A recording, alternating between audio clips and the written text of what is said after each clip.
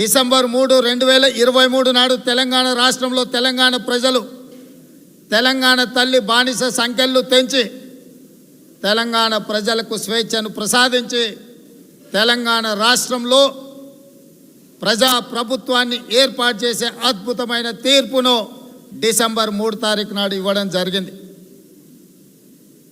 తెచ్చుకున్న తెలంగాణ రాష్ట్రం కొద్దిమంది చేతిలో బందీ అయి చాలామంది తెలంగాణ 10 సంవత్సరాలలో దోపిడీకి గురైందని భావించాను.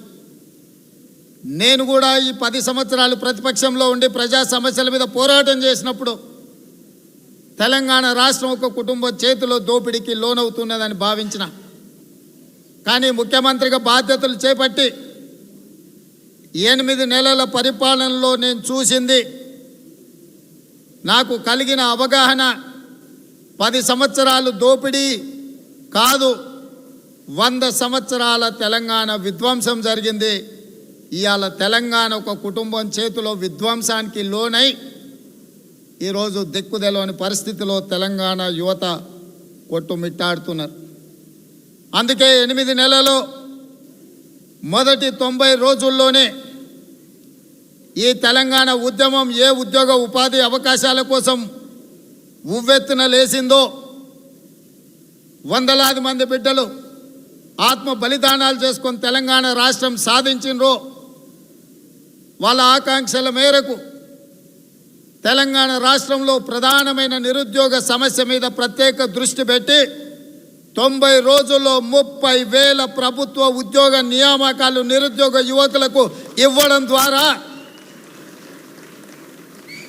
ఆనాడు తెలంగాణ ఉద్యమంలో లక్షలాదిగా పాల్గొన్న నిరుద్యోగ యువకులకు ఒక నమ్మకాన్ని, విశ్వాసాన్ని వాళ్ళ రేవంత్ అన్నగా కల్పించే ప్రయత్నం నేను చేసిన. 10 సంవత్సరాల తెలంగాణ రాష్ట్ర సాధనలో జరగని నియామకాలను 90 రోజుల్లోనే 30,000 నిరుద్యోగ యువకులకు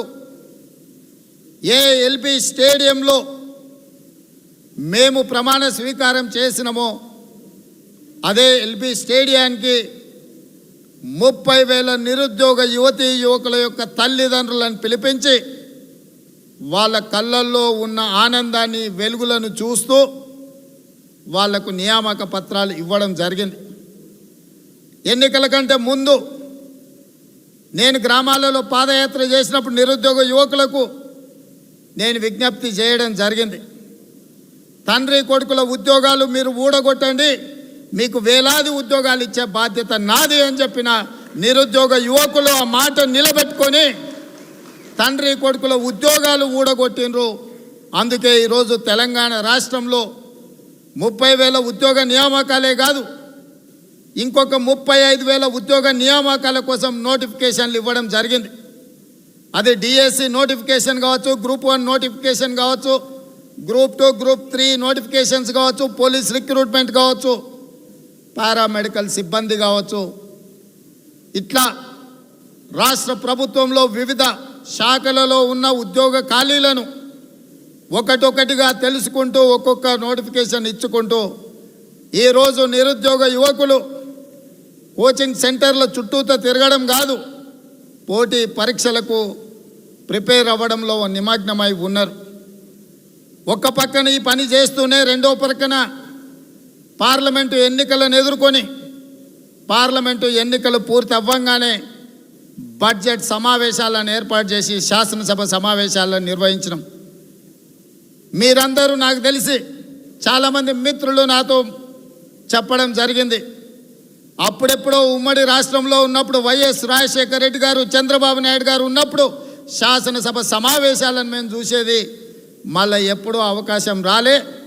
ఇప్పుడు మళ్ళీ శాసన సమావేశాలను చూసే విధంగా, సమస్యల మీద చర్చ జరిగే విధంగా, ప్రతిపక్షాలకు కూడా మాట్లాడే అవకాశం ఇచ్చి రాష్ట్ర ప్రభుత్వం తన విధి విధానాలను ప్రజలకు వివరించే వేదికగా శాసనసభను మీరు నడిపించినరు, మీకు అభినందనలు అని చెప్పి మాకు చెప్పడం జరిగింది. మీరందరూ చూసినారు శాసనసభలో సమస్యల మీద మేము మాట్లాడాం, పోడియం దగ్గరకు వచ్చి మేము ధర్నా చేస్తాం, మమ్మల్ని మార్షల్స్ను పెట్టి బయటపడేయండి, మీరు చెప్పే కఠోరమైన నిజాలు వినడానికి మేము సిద్ధంగా లేము అన్నట్టుగా ప్రతిపక్ష పార్టీ వ్యవహరించింది.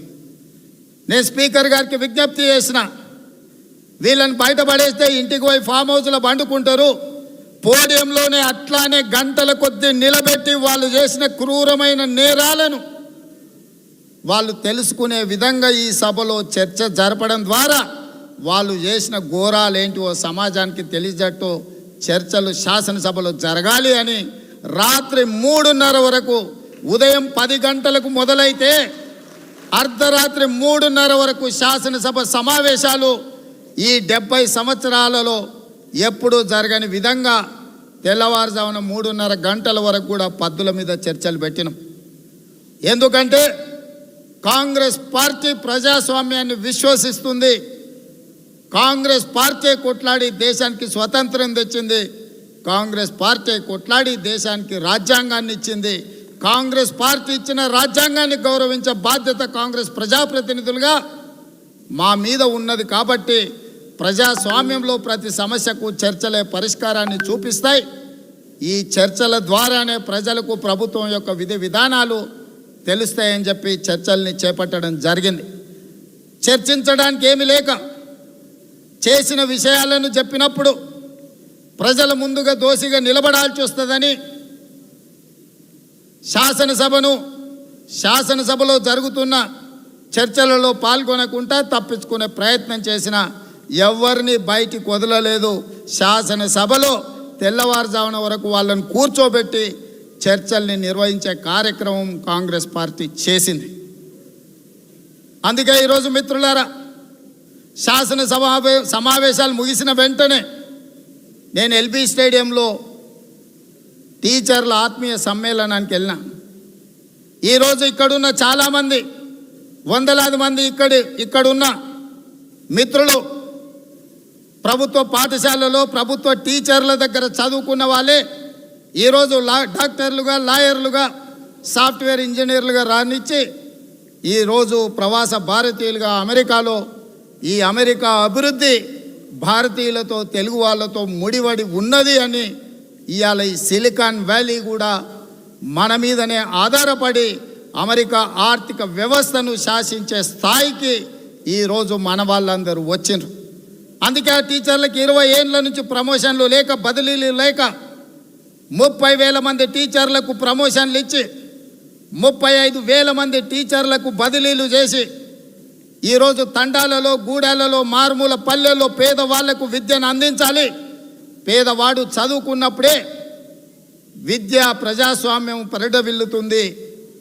అందుకే విద్యకు మొదటి ప్రాధాన్యతనిస్తూ మేము నిర్ణయాలు తీసుకొని ఎల్బీ స్టేడియంలో టీచర్లందరినీ పిలిపించి వాళ్ళందరితో కలిసి ఆత్మీయ సమ్మేళనాన్ని ఏర్పాటు చేసి చదువు యొక్క ప్రాధాన్యత, పేదలకు విద్యను ఏ విధంగా దగ్గరికి తీసుకెళ్లాలనో వాళ్ళందరితో పంచుకోవడం జరిగింది.